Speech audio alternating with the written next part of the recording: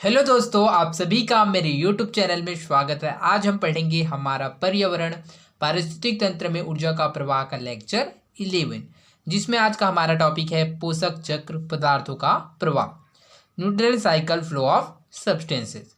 तो चलिए देखते हैं कि पदार्थों में का जो प्रवाह होता है वह किस प्रकार से होता है।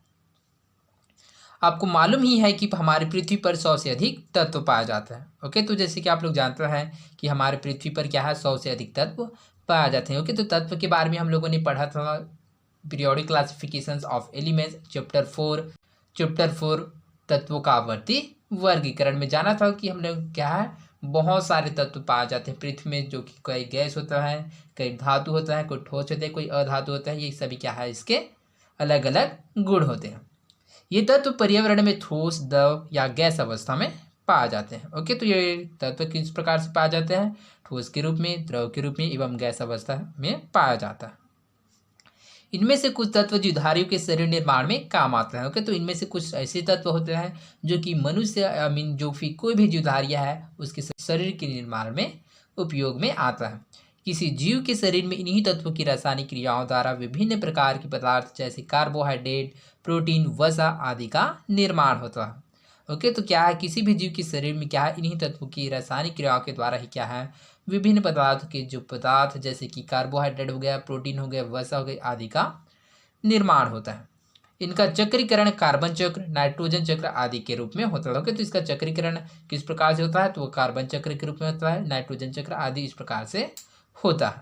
ओके, सोचिए और नोट करें, पृथ्वी पर कार्बन डाइऑक्साइड गैस कहाँ कहाँ पाई जाती है। ओके, तो चलिए देखते हैं कि जो पृथ्वी पर जो कार्बन डाइऑक्साइड गैस है वह कहाँ कहाँ पाया जाता है। ओके, तो जैसे कि हम लोग जानते हैं कि जो पृथ्वी पर जो कार्बन डाइऑक्साइड होता है पूरे वातावरण में पाया जाता है। ओके, तो कहाँ कहाँ से वो प्राप्त होता है, जैसे कि वह प्राकृतिक स्रोत जैसे कि जानवर हो गया, ज्वालामुखी हो गया, महासागर हो गया, मिट्टी हो गया, और जो सड़ने गलने वाले जो पदार्थ होते हैं पौधे के माध्यम से, इन प्रकार से क्या होता है, जो कार्बन डाइऑक्साइड इसमें संचित होता है, अर्थात इस प्रकार से कार्बन डाइऑक्साइड पर्यावरण में पाया जाता है। ओके, और इसको भी याद रखिएगा कि जो कार्बन डाइऑक्साइड होता है वो वायुमंडल में क्या है, 0.03% से 0.04% तक पाया जाता है। कितना परसेंट? तो आप लोग याद रखिएगा कि जो वायुमंडल में जो कार्बन डाइऑक्साइड गैस है वह 0.03% से 0.04% तक पाया जाता है। ओके, और कार्बन डाइऑक्साइड जो किससे डिनोट करते हैं, तो कार्बन डाइऑक्साइड का जो सूत्र होता है वह CO2, अर्थात ये कार्बन और ऑक्सीजन से मिलकर बना होता है। ओके, कार्बन डाइऑक्साइड गैस किन क्रियाओं से निकलती है? ओके, तो चलिए देखते हैं कि जो कार्बन डाइऑक्साइड गैस वह किन क्रियाओं से निकलती है। तो कार्बनिक पदार्थों के दहन से क्या है, कार्बन डाइऑक्साइड गैस निकलती है, और इसके अलावा पौधों और जंतुओं के श्वसन के द्वारा भी कार्बन डाइऑक्साइड गैस निकलती है। इसके अलावा जो पेड़ पौधे है या जीव जंतु है उसके सड़ने से भी क्या है, कार्बन डाइऑक्साइड गैस निकलता है। ओके, पौधों में कार्बनिक खाद्य पदार्थ किस प्रक्रिया के फलस्वरूप बनता है? तो पौधे में कार्बनिक खाद्य पदार्थ किस प्रक्रिया के फलस्वरूप बनता है, तो वो है फोटोसिंथेसिस। किसको? फोटोसिंथेसिस, जिसको क्या है आप लोग प्रकाश संश्लेषण के नाम से जाना जाते हैं, फोटोसिंथेसिस। ओके, ये फोटोसिंथेसिस इसका क्या है, इंग्लिश नाम है, इसको हिंदी में प्रकाश संश्लेषण कहते हैं, जिसको हम बारे में हम लोगों ने जाना था कि जो जितने भी पेड़ पौधे होते हैं वह प्रकाश संश्लेषण के द्वारा ही अपना भोजन का निर्माण करते हैं। ओके, पौधों से जंतुओं के शरीर में यह खाद्य पदार्थ कैसे पहुंचता है? तो जब जंतु क्या है पौधों को खाते हैं तब कार्बनिक पदार्थ हुआ क्या हुआ, वह जंतुओं में पहुंचता है। ओके, चित्र 12, कार्बन चक्र। तो चलिए देखते हैं हम लोग कार्बन चक्र कैसे होता है। ओके, तो इंग्लिश में इसको कार्बन साइकिल भी बोलते हैं, आप लोग कंफ्यूज नहीं होना कि कार्बन साइकिल क्या है, कार्बन साइकिल। ओके, जीवाश्म ईंधन के दहन से वायुमंडल में जाने वाली कार्बन। ओके, तो जीवों के अवशेष से बनने वाले जो ईंधन होता है उसी को क्या बोलते हैं, जीवाश्म ईंधन। ओके, तो जीवाश्म ईंधन के दहन से वायुमंडल में जाने वाली कार्बन। ओके, तो यह जीवाश्म ईंधन के द्वारा वायुमंडल में जाने वाली कार्बन है। उसके पश्चात कहाँ जाता है, वायुमंडल में कार्बन डाइऑक्साइड। ओके, तो जो वायुमंडल में जो कार्बन डाइऑक्साइड होता है वो कहाँ जाता है, पौधों में संचित कार्बन। ओके, तो क्या करता है, जो पौधे होते हैं वह क्या करता है, वो कार्बन में क्या करता है, संचित करता है। क्यों? क्योंकि प्रकाश संश्लेषण द्वारा कार्बोहाइड्रेट उत्पादन में कार्बन का उपयोग किया जाता है। ओके, तो इस कारण से क्या है, जो पेड़ पौधे होता है वो क्या करता है, कार्बन का क्या करता है, वह शोषण करता है अर्थात संचित करता है। उसके पश्चात जाता है मिट्टी में संचित कार्बन। ओके, तो जैसे कि यहाँ पर क्या बन गया पेड़। ओके, तो पेड़ क्या करता है, जो कार्बन डाइऑक्साइड था उसका ऑब्जर्व करता है, कार्बन का उपयोग करता है अपने फोटोसिंथेसिस प्रकाश संश्लेषण की प्रक्रिया में। उसके पश्चात मान लिया जाए ये जो पेड़ पौधा है वो क्या है, सड़ गया। आई मीन जो क्या है, जो पेड़ पौधा है वो क्या होगा, खत्म हो गया, डिस्ट्रॉय हो गया, फिर जो मर गया। ओके, तो उसके पश्चात क्या जाता है, वो मिट्टी में संचित हो जाता है।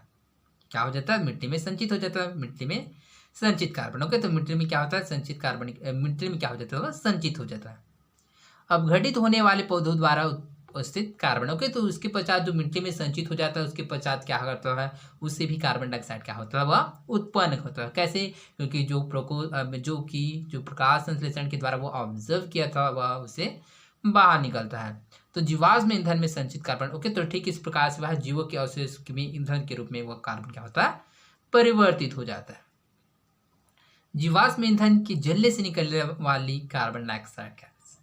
ओके, तो उसके पश्चात क्या था, जीवाश्म ईंधन की जलने से निकलने वाली कार्बन डाइऑक्साइड क्या है। ओके, तो जैसे जीवाश्म ईंधन जैसे कि हो गया डीजल, हो गया पेट्रोल, हो गया। तो जैसे कि आप लोग देख सकते हैं कि जब डीजल या पेट्रोल या फिर जो कोई भी वाहन है जहाँ पर दिखाया गया ट्रैक्टर, तो जैसे कि ये जलता है तो ये क्या करता है, ये धुआं फेंकता है। ओके, तो वो धुआं के रूप में भी क्या है, जो कार्बन डाइऑक्साइड वह बाहर निकलता है। तो आई होप आप लोगों को समझ आया होगा कि यह प्रोसेस किस प्रकार से चलता है कि जीवाश्म ईंधन के दहन से वायुमंडल में जाने, तो जो कार्बन डाइऑक्साइड होता है वायुमंडल में जाता है, वायुमंडल से पेड़ पौधे में जाता है, पेड़ पौधे से क्या करता है, वह डिस्ट्रॉय होता है, जिसके कारण क्या होता है, वो क्या होता है, डिस्ट्रॉय अर्थात खत्म हो जाता है, अर्थात मर जाता है, जिसके कारण क्या होता है, वो मिट्टी में संचित हो जाता है। मिट्टी में क्या सड़ने से वो क्या होता है, जीवाश्म के रूप में परिवर्तित हो जाता है। तो ठीक इस प्रकार से यह प्रक्रिया चलती रहता है। ओके, चलिए यहाँ से और देखते हैं, पौधे में संचित कार्बन प्रकाश संश्लेषण द्वारा कार्बोहाइड्रेट उत्पादन में कार्बन का उपयोग। उसके पश्चात ये जो पेड़ पौधे इसको कौन ऑब्जर्व करता है, आई मीन कौन कंज्यूम करता है, तो वह है जंतुओं द्वारा पौधों को खाया जाना। ओके, जैसे कि मानव हो गए या फिर जो जितने भी जंतु होते हैं शाकाहारी होते हैं, वो सभी क्या करते हैं, डायरेक्टली क्या करते हैं, पेड़ पौधे को कंज्यूम करते हैं अर्थात उपभोग करते हैं। उसके पश्चात पौधों एवं जंतुओं की श्वसन क्रिया द्वारा निकलने वाली कार्बन। उसके पश्चात क्या होता है, श्वसन क्रिया हो गया या फिर जो अन्य क्रिया के द्वारा क्या होता है, जो कार्बन डाइऑक्साइड गैस होता है वह जंतुओं के द्वारा बाहर निकलती है। फिर जो बाहर निकल के कहा जाता है वायुमंडल में, कार्बन डाइऑक्साइड वायुमंडल में चला जाता है।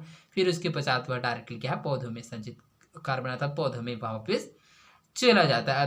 अर्थात इस प्रकार से ये प्रक्रिया क्या है, चलते रहता है। ओके, इसी को बताया गया है कार्बन चक्र। तो आई होप आप लोगों को कार्बन चक्र के बारे में समझ आया होगा कि जो कार्बन का चक्र है अर्थात जो कार्बन का जो प्रोसेस होता है वह किस प्रकार से चलता है। ओके, चित्र देखकर बताया कि वायुमंडल में कार्बन डाइऑक्साइड किन किन स्रोतों से पहुंचता है।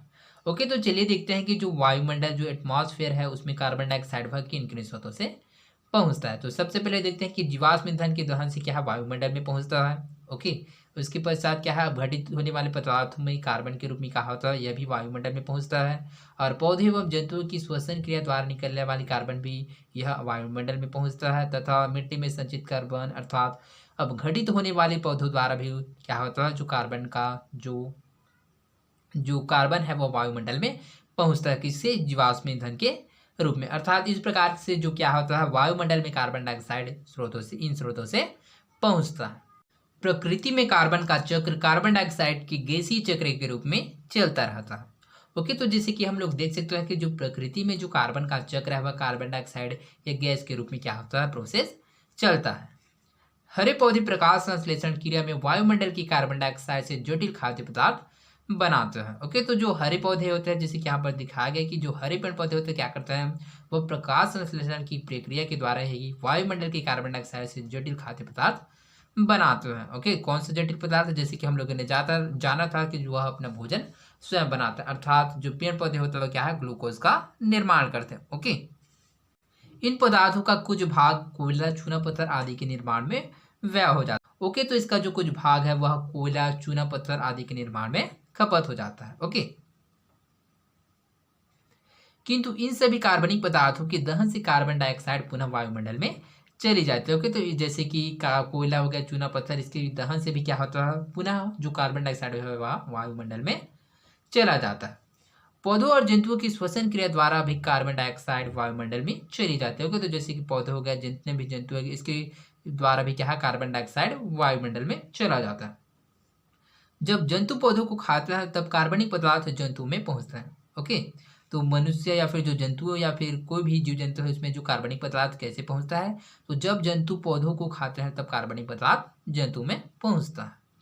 अंत में सूक्ष्म जीवों द्वारा मृत कार्बनिक पदार्थों की अपघटन से पौधों और जंतुओं के मृत शरीर एवं अंगों के सड़ने आदि से कार्बन डाइऑक्साइड वायुमंडल में चले जाते हैं। ओके, तो कोई भी मृत कार्बनिक पदार्थ या फिर कोई जीव जंतु है वो क्या है, मृत है, तो उसके द्वारा भी क्या है, वह सड़ने से भी क्या है, जो कार्बन डाइऑक्साइड है वायुमंडल में पुनः वापस चला जाता है। इस प्रकार प्रकृति में कार्बन का एक चक्र चलता रहता है। तो इस प्रकार से जो कार्बन का चक्र है वह हमारे एनवायरनमेंट जो प्रकृति है इसमें चलता रहता है। तो आई होप आप लोगों को कार्बन चक्र के बारे में समझ आया होगा कि जो कार्बन चक्र है उसमें किस प्रकार से वह चक्र चलता रहता है।